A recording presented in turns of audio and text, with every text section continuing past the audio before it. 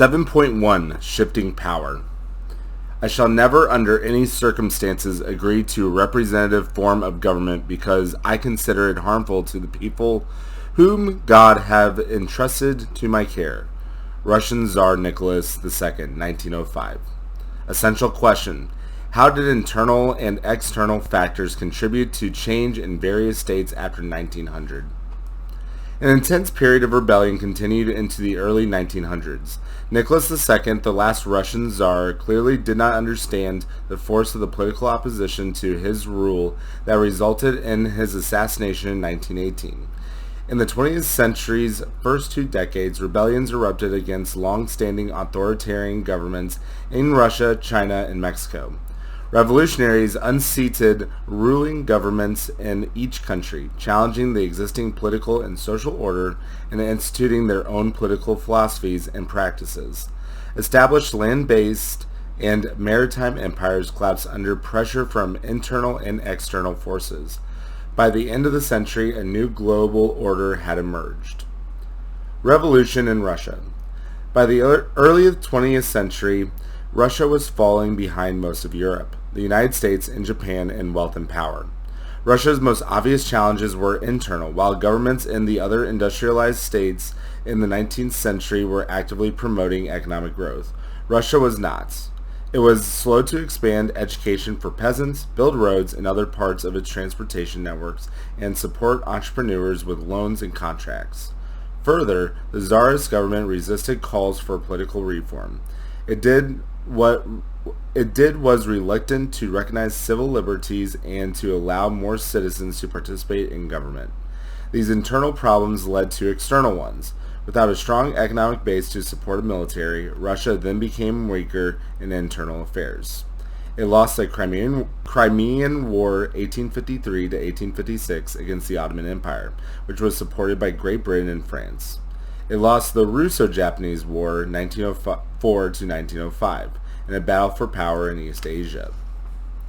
In the fall of 1917, the Bolsheviks, an organization representing the revolutionary working class of Russia under the leadership of Vladimir Lenin, seized power and set up a communist government with Lenin at its head.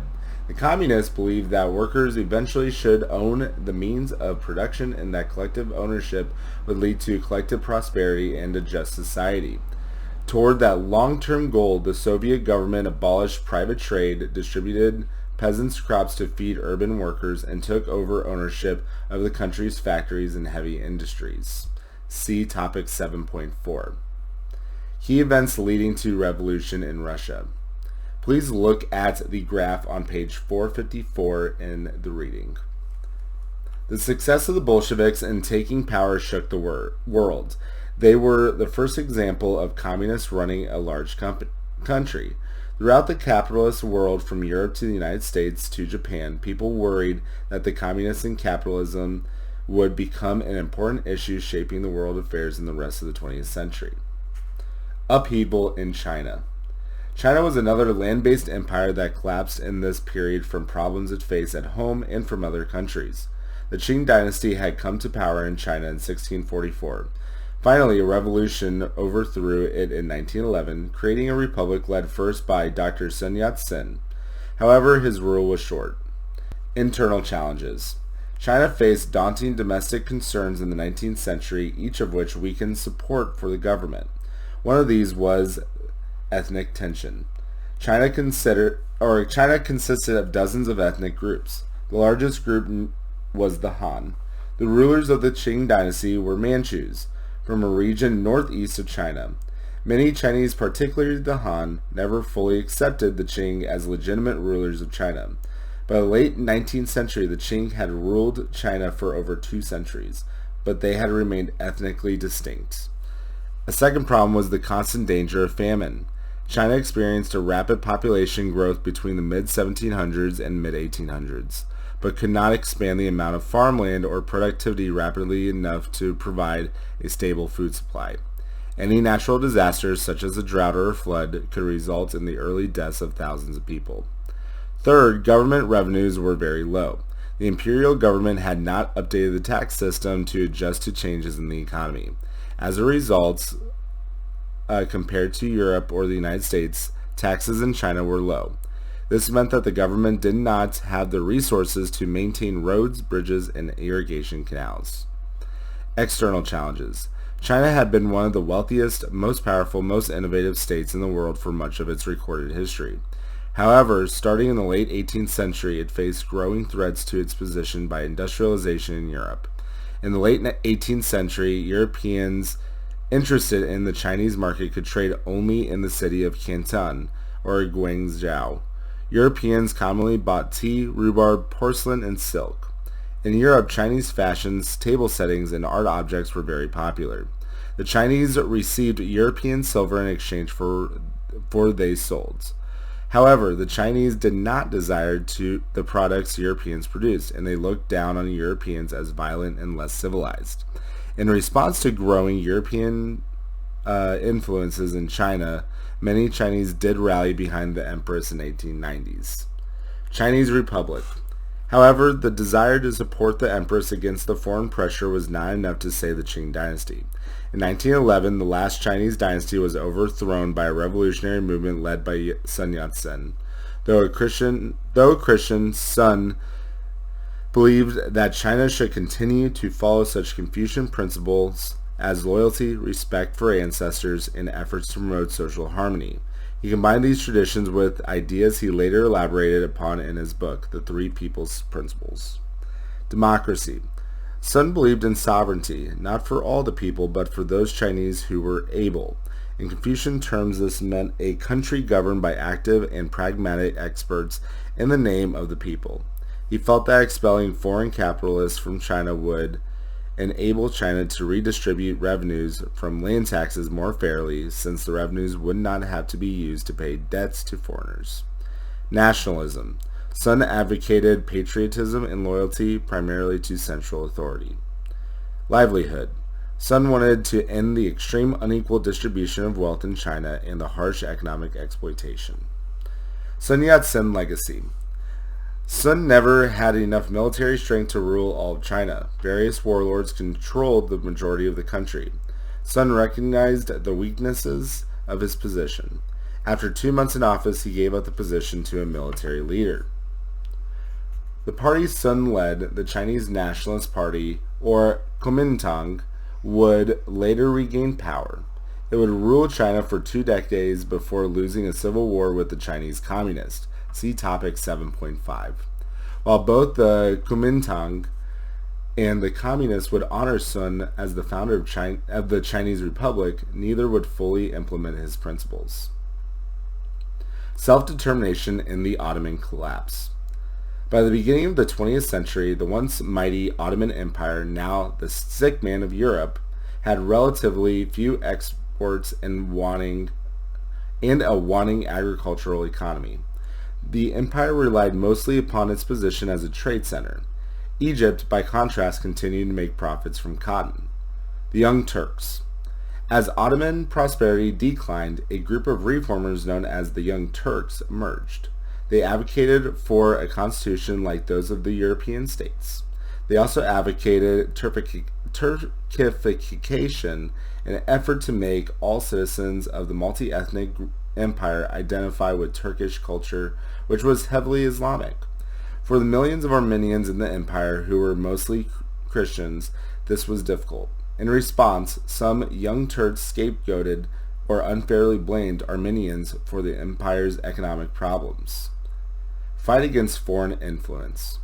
Turks resented many Europeans, particularly the British and the French, for their economic policies. Foreign investments had given Europeans undue power in the empire. Further, Europeans had imposed trade privileges that were unprofitable for the Ottomans. Because of these resentments, the Ottoman Empire secretly allied with Germany in World War I. See topic 7.2.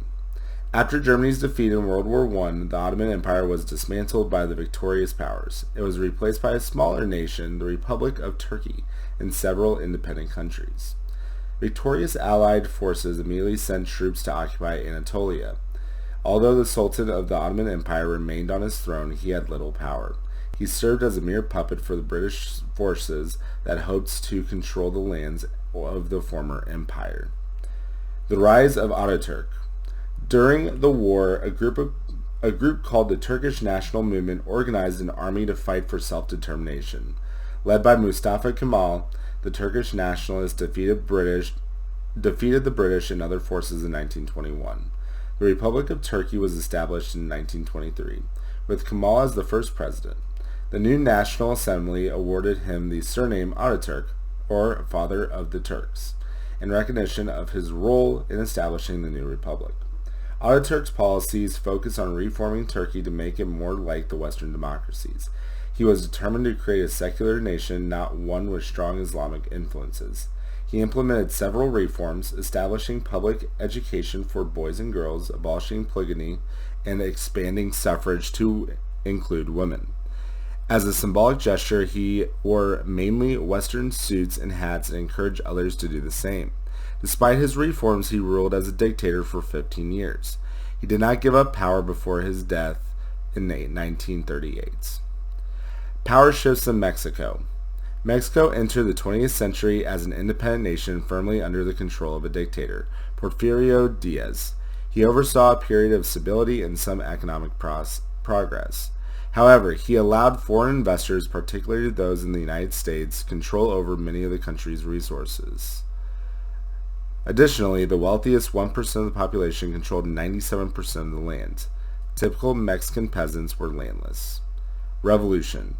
In 1910, Diaz jailed Francisco Madero, the opposition candidate for president. This act, combined with the growing opposition to Diaz's strong armed policies, a combination of foreign powers, and opposition to land reform, ignited the Mexican Revolution. Madero escaped and set up revolutionary offices in El Paso, Texas.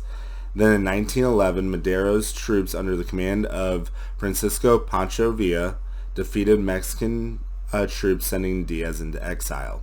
One revolutionary leader, Emiliano Zapata, began the actual process of redistributing land to impoverished peasants. Until 1920, Mexico suffered from political instability and devastating violence. Between 1910 and 1920, conflict resulted in around 2 million deaths. Out of a population of around 15 million people, political violence continued for another decade. However, two results came out of the conflict between 1910 and 1930 that provided Mexico with stability for the rest of the century. Mexico adopted a new constitution in 1917. It included the goals of land distribution, universal suffrage, and public education. These principles continue to guide Mexico's government. The Institutional Revolutionary Party, or PRI, was formed in 1929. Though widely criticized as corrupt, the PRI dominated Mexican politics.